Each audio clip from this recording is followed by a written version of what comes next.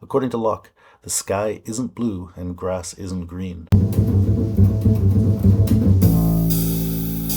It's the nature of our experience that we see qualities, colors, and so on, as inhering in things.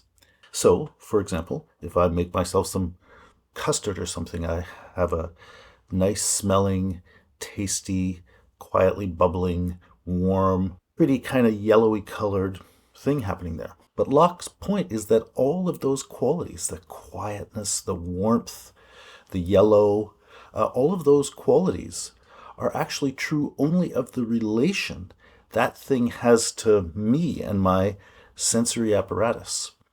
Another organism, an ant, let's say, wouldn't perceive those things.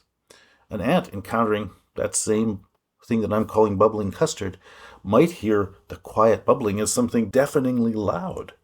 And the things an ant might taste have no relationship to the kinds of things that I taste. So really, Locke says we basically live in different worlds, us and those organisms. And, we discover that perceiving things in those ways is to our advantage, right?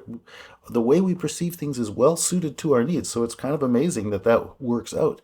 But that doesn't change the fact that those perceptual qualities are all relative to us.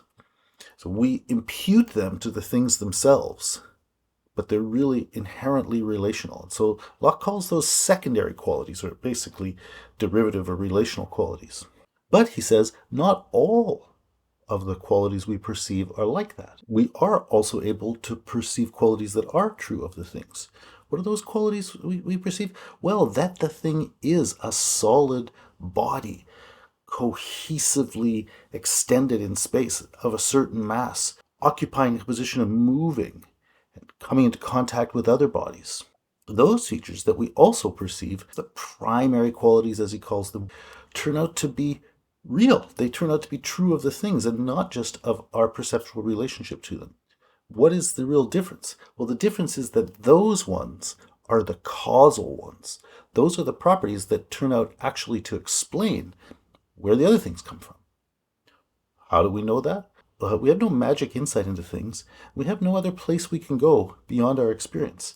So all we really have, Locke says, is our sensory awareness of the things outside us and our ability to reflect on the actual fact of our experience. And we can use our sensings and our reflectings in what he calls a historical plane method to try to understand things. That's all we have. But the fact is, it turns out by using that method of reflecting and noticing, we can discover within our experience precisely this distinction between what is only true of my perspective and what is true of things in themselves. Because our studies show us how these things actually work. So Locke says, we're never going to understand really what a body is. We're never going to really understand why they're able to be causal. We're never going to really understand why they're actually able to cohere. But what we can do is observe how those things happen.